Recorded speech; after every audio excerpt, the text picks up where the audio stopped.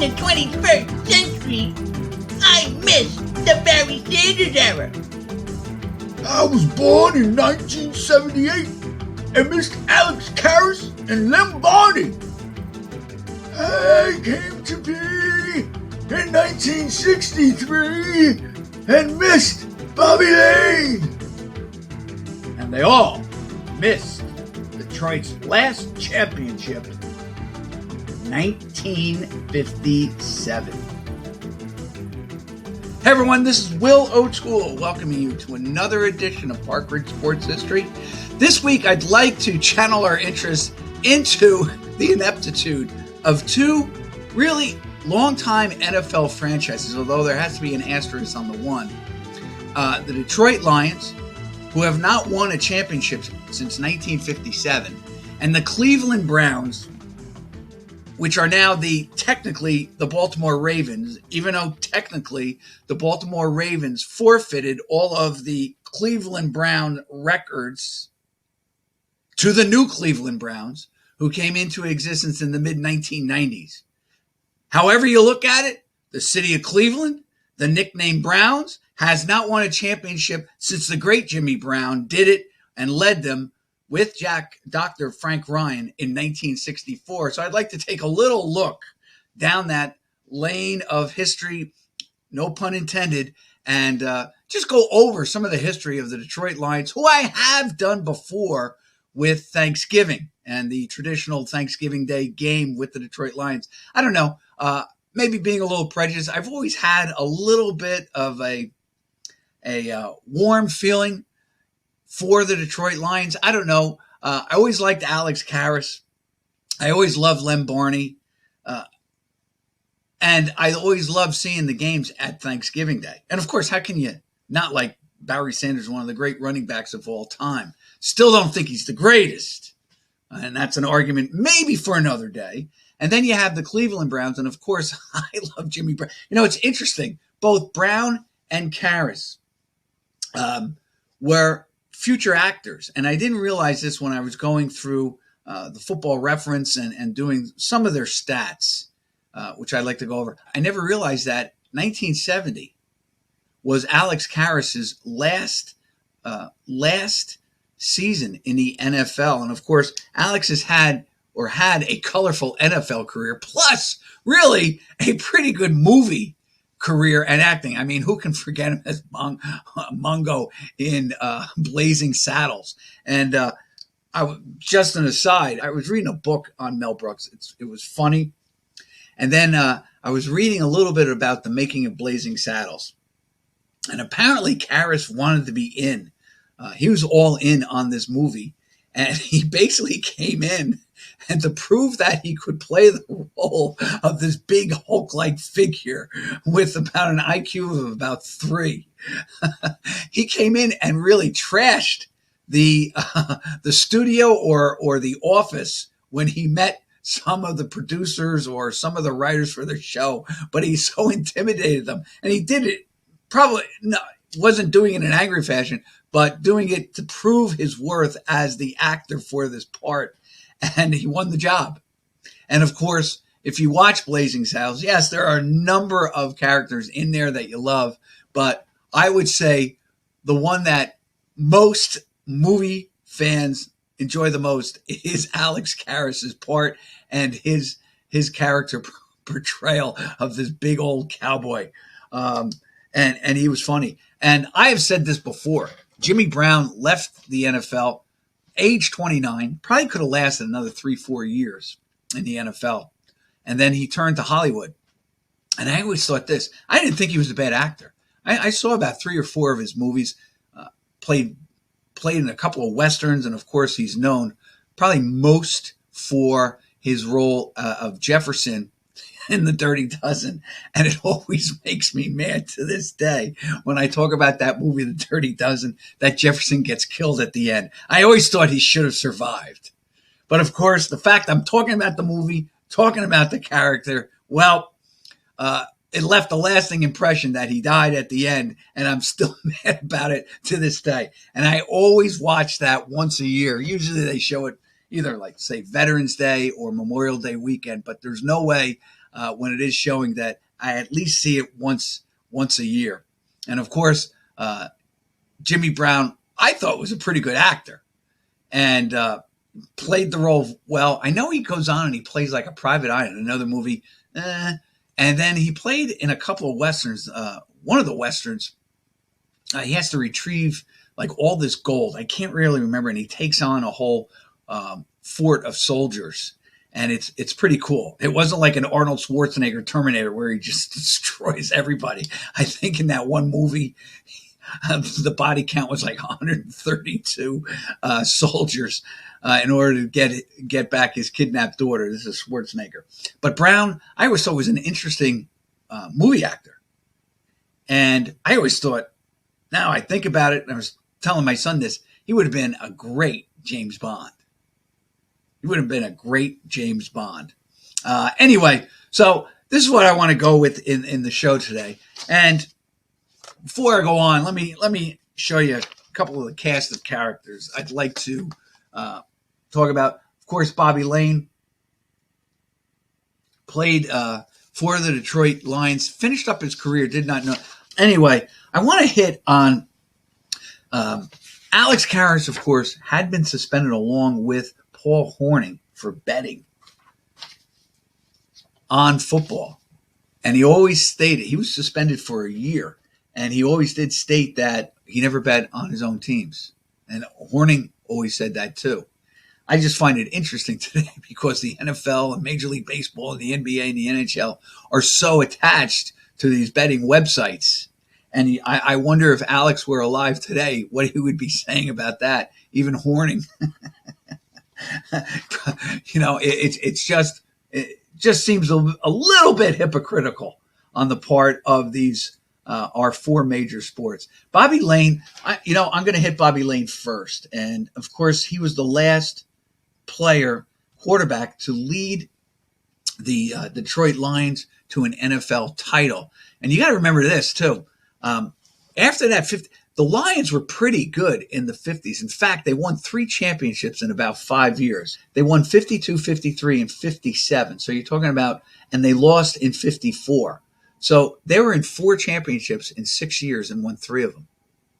That's a pretty good dynasty, right? After 1957, and in 57, here's the interesting thing. According to, and I love this, Football Reference, which is really the whole base is Sports Reference. It's amazing, the site. And this, I'm gleaning more and more about how to use it as a research tool. Anyway, coach was George Wilson. This Lions team that won, ironically, was only expected to win 6 games. So go 6-6. They actually won 8-4.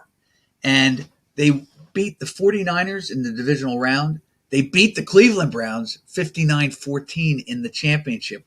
In that season with Detroit, Bobby Lane was basically their main quarterback. He started 7 games. The other quarterback they had on that team, and I don't believe, he was 87 for 179.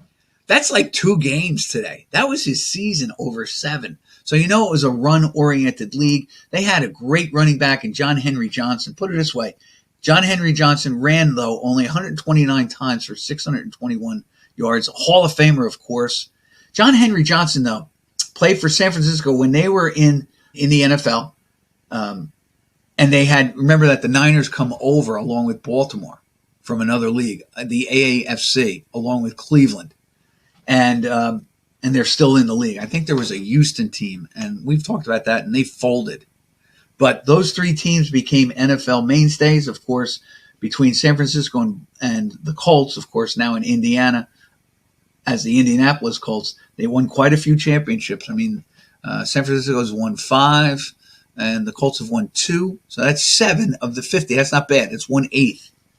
Not bad. Anyway, John Henry Johnson ran for over 1,000 yards twice in his career. Now remember, they're only playing 12 games, and then they moved it up to 14. So in the 2 years that he started, or he played in all 14 games, he ran for over 1,000 yards. 1962 with the Pittsburgh Steelers, and then 1964, also with the Steelers. And actually, his yards per game was pretty phenomenal, 4.4.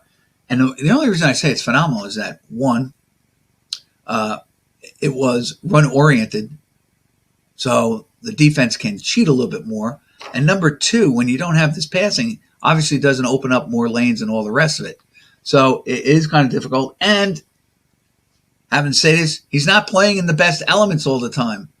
I think what has been missing with many of fans today is how dirty and muddy and how slippery and really how subpar many of these fields that these guys were just doing their best on. I mean, just take a look at the 65 NFL championship between the Packers and the Browns. The game starts off in just snow and ice on the field, maybe an inch or two of snow and ice. But on the very first play, all these Cleveland players who were wearing their traditional white, used to wear it at white at home.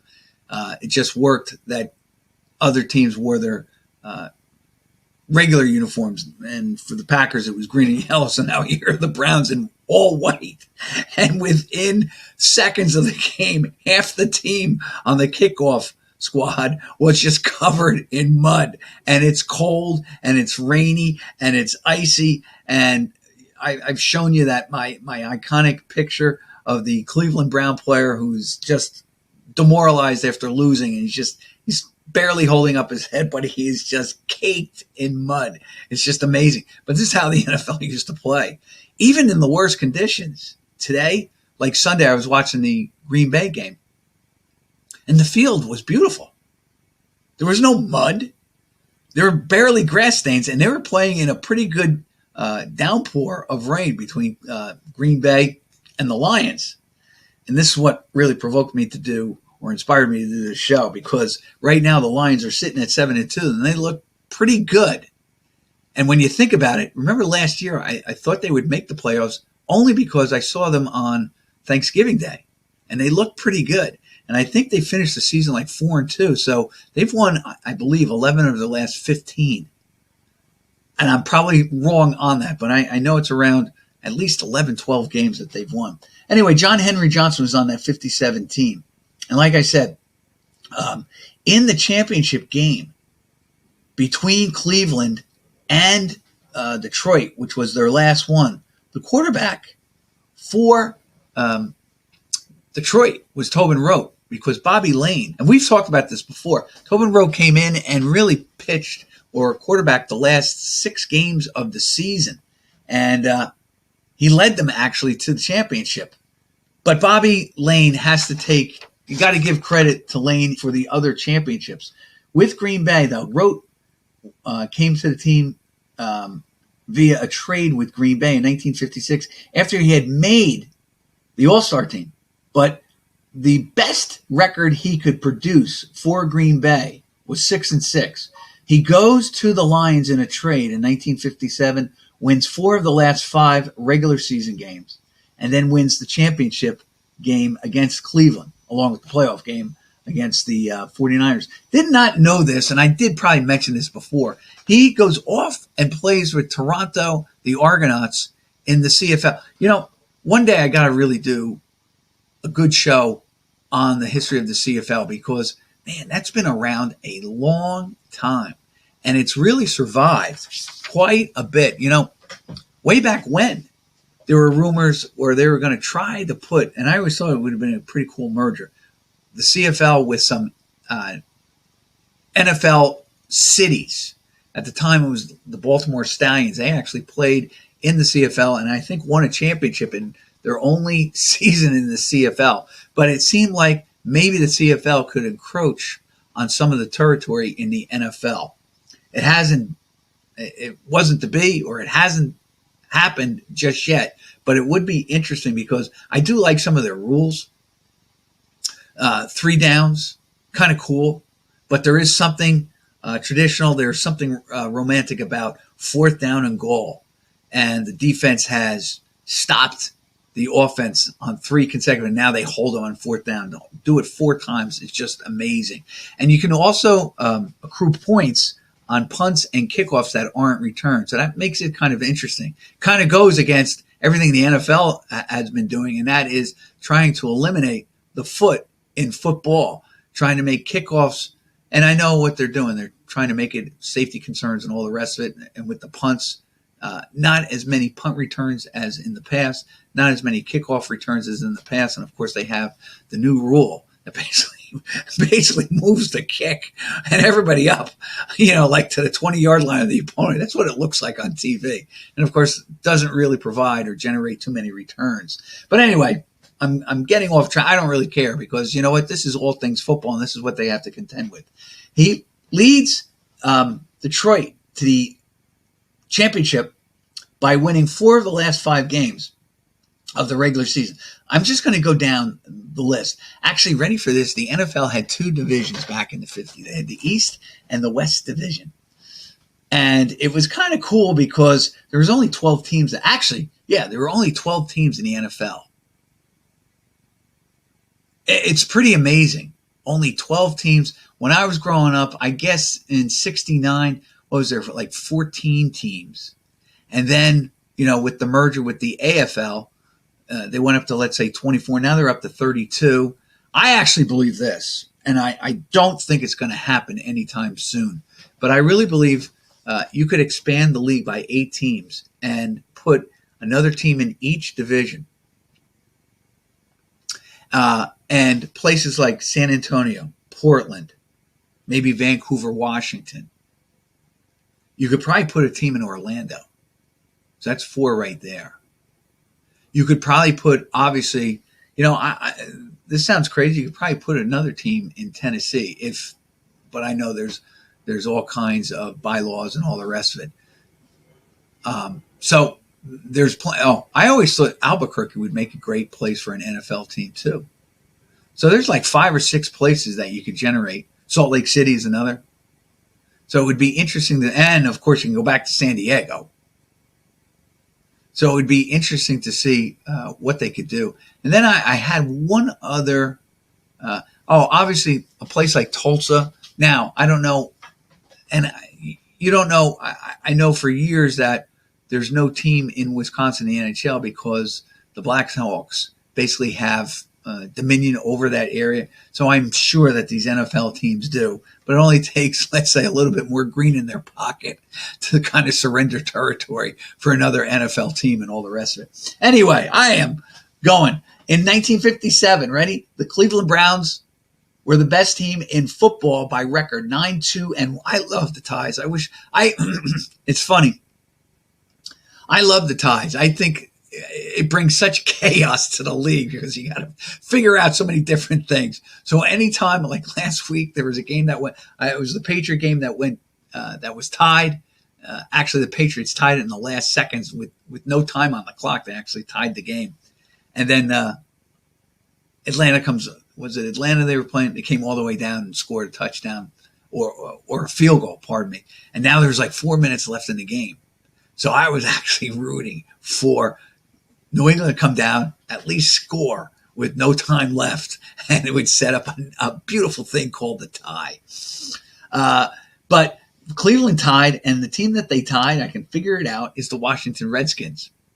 So, and the Redskins finished 5-6-1 that year. The Steelers actually had a pretty good season. They finished 500, 6-6. Now, Cleveland, though, made the playoffs along with Detroit and San Francisco. In fact, in the playoffs that year, Detroit met San Francisco because they tied. So it was kind of a postseason. So it wasn't meant to be. They tied them and then beat them 31-27. And then, of course, they met the Cleveland Browns and defeated them 59-14. Detroit finished 8-4 in a tie with the Niners. In third place was the Baltimore Colts playing in the West Division. Yet, the Chicago Cardinals were in the East Division. Yes, sometimes Johnny doesn't understand geography because this is what he's dealt. They can't do math either because the Big Ten has a glut of teams now. I think it's up, 20 teams instead of 10, but they've kept the copyright to 10.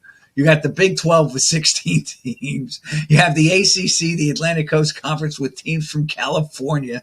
That's why I always said the Big East, add Gonzaga, add St. Mary's, because it's the Big East, east of the Pacific Ocean.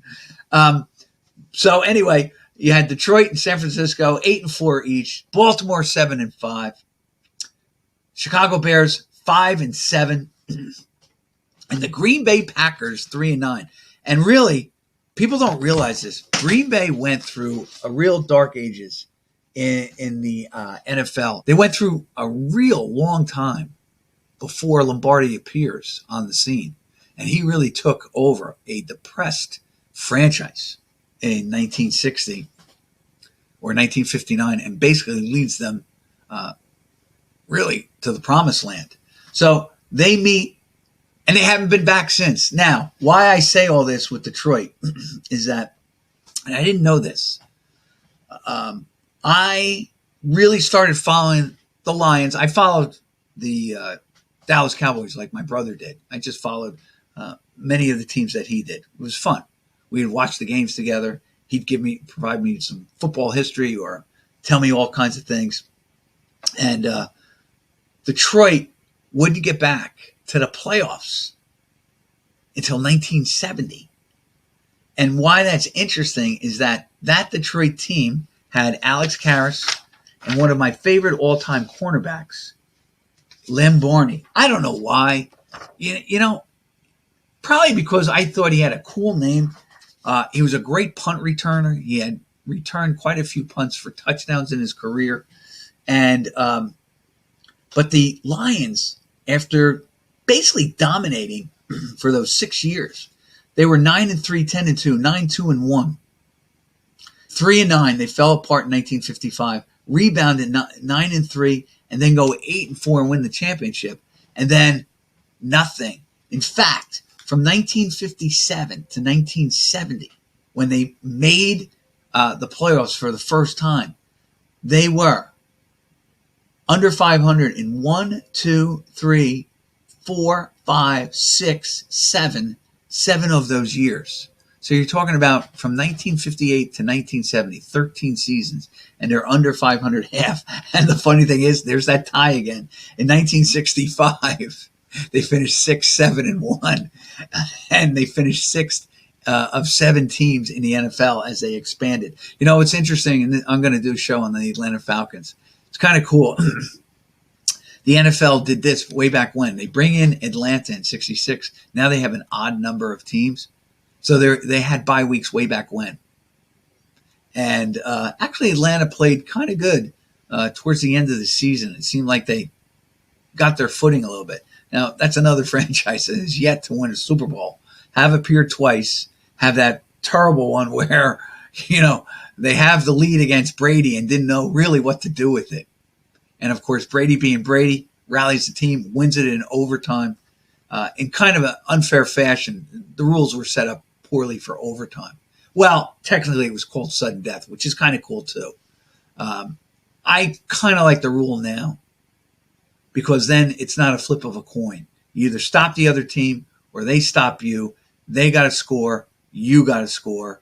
And then just go from there. And then it almost, you know, theoretically, if you get the ball back, like if you go up by a touchdown, you force the team to score a touchdown. Okay. Now it goes back and forth. Then it becomes sudden death, which is kind of cool too. Anyway, I'm drifting again. Apologize. That Lion team was 10-4. That Lion team, and this tomorrow actually is going to be the anniversary of it. Ready for this? This is how I really remember Detroit. On a Sunday afternoon, muddy in New Orleans, Tulane Stadium, with basically no time left on the clock. Tom Dempsey, with a club foot and basically a partial hand, right? Had a great story. Comes out and is going to do the impossible, the miraculous, and attempt to kick on a muddy field, right? New Orleans, a 63-yard kick. And he does it. And the victims were the Detroit Lions. And just to give you an idea, that 1970 team, that happened on November 8th interestingly enough, it dropped the Lions to 5-3 on that kick. On that kick, you can see Karras and his other front four guys line up, but really not attempt to block the kick because they didn't think it was going to happen at all. Dempsey kicks it, and I'm telling you, it's on a low trajectory and just clears the bars, the field goal bars. And then it cuts back to Dempsey jumping for joy, the New Orleans Saints going crazy, and you can see a couple of Lions players just pounding their helmet. I don't think it was Karras. I think he just like stood around like, I can't believe it. I can't believe it. I can't believe it. But actually, rather than really devastate the Lions, because that, in the NFL, we're only playing once a week, and you lose in such a way to a team that finished like 2-12 that year in 1970, the Saints. It's kind of an embarrassment, but they were 5-3 on that day, and they finished the season 10-4. They won that 1970 team. They lost actually their next game to the Vikings, who won the NFC Central. Then proceeded to win 5 in a row, including beating San Francisco, a playoff team, beating the Raiders, who I don't think made the playoffs that year. They were 8-4-2, I believe, but they beat the Raiders when their kicker, George Blanda, was coming in emergency duty and had rallied the Raiders to a number of late game victories. He came into that game. I think he does engineer a touchdown drive, but the Lions are able to withstand any late rally by the Raiders and win the game. So they won that game on Thanksgiving Day. And then they beat the Cardinals, who were 8-5-1 that year. The LA Rams, who were 8-5-1 that year, don't make the playoffs, but they were a decent team. Roman Gabriel with their quarterback. And in fact, Gabriel had just been the previous season's MVP, leading the Rams to 11 wins in their first, an undefeated 11-0. And then they were beaten on December 7th by the Vikings. See, these kind of things I remember. Just don't have to. I just remember that. Other things, though, I got to go back and say, are you sure about that? The Rams lose to the Vikings for their first loss of the season. And actually, the funny thing is that Ram team lost their last 4. So you're talking about a team, the Rams, good club. They finished 8-5-1, but over that stretch, when you think about it, they were 8-9-1 over their last, let's say, 17, 18 games. Then they beat the Packers, who were so-so. I think they were 6-8 or 5-9 that year. And they get into the playoffs and then play one of the weirdest games the day after Christmas. They lose 5-0. And I do remember coming in and watching the second half of that game. I'm like, man, 5-0. And I think for the longest time it was 2-0. No, 3-0 to the Cowboys. It was a wild. It wasn't the greatest played game. And in fact, ready for this? Yes, the Cowboys were winning 3-0, got an early field goal from Mike Clark, and then get a safety late in the middle of the fourth quarter and hang on. But I just remember, if you take a look at the filming of that, the Lions are driving in the last minute of the game, and it takes Mel Renfro to intercept the ball. And rather than go down, see, here's what people forget. Rather than just go down and end the game, he proceeds to try to run the ball back. Could have, fumbled the ball or done some crazy things. And they actually survived. And Greg Landry was their quarterback for the Lions. And, they came up short. So there they are, the Lions, 10-4, lose in the new setup of the NFL, because that was the first year of the merger. And then after that, guys, they don't get to the playoffs again in their history until, ready for this, they go 1970, and they go another 12 years to 1982. They finish 4-5 and make the playoffs. That was the year of one of the strikes the NFL had, 1982, which actually affected the season. So they went nowhere. And unfortunately, Lem Barney, I believe, That was the only playoff game that he was ever in, was that 1970 game. And, the Lions had good teams. They just couldn't get over the hump. Then they lose. Okay, so they get into the playoffs 82 and 83. Then they're not heard of again from until 1991. And that's really the time of Barry Sanders. But they lost a conference game. They lost a wild card game. They lost a wild card game. They lost a wild card game. They actually lost 3 wild card games in consecutive seasons after finishing 10-6, 9-7, and 10-6 under Wayne Fontes. Then in '96 they're 5-11. They get back 1997, lose the wild card, lost the wild card in 1999. Then they're not heard of again until 2011. This is a franchise with a great previous history. It's interesting because I've talked about this before. Pittsburgh, when I was growing up, stunk. And then Chuck Noll comes on as the coach. They get 2 great players in the draft in consecutive years, I believe, in Mean Joe Green, and Terry Bradshaw. And the team just takes off.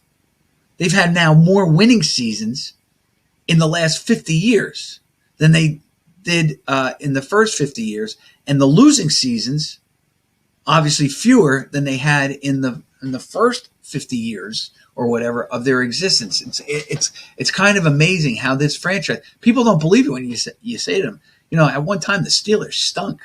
They were just terrible. 1-13, 2-12. They were just terrible. People don't believe you. Kids I talk to who are Steelers fans, they just can't believe it. Because they're so used to the Steelers winning. So the Lions, here they are this year. They are 7-1 in first place. And really, I'd like to think that they got a real good shot at getting home field advantage. It's not the same for me, though. The home field advantage for the Lions this year, they're playing indoors. They're playing on turf instead of grass. I think it's, these cold weather sites, I think, really hurt themselves by playing indoors. Now, you can say, well, some of the teams from the South, they come up and they have beaten them in the playoffs and stuff. I just think it's a real advantage. And, not that Minnesota has ever won the Super Bowl, but they've gotten to 4 in the late 60s, early 70s, or in the 70s. They haven't been there since. And if you notice, they closed down Bloomington in 1981 or 82. They've been playing indoors ever since and haven't had a sniff of the Super Bowl. In fact, they had that one year, and of course, Brett Favre threw the interception. I think that was 99 or something. That was probably their best and only. But here's Detroit. Getting close, maybe, to a legitimate return. And maybe they're going to take off their back the Super Bowl hex that's been with them. Because I was looking at this. All right, the Bills have been there. The Jets have been there. The Dolphins, the Patriots, obviously, the Steelers, Ravens, Bengals have been there, haven't won yet. You have the Browns, the new Browns, not the old Browns, but they still have the same name and nickname, all right? Still have yet to get there. The Colts, the Titans, the Jaguars.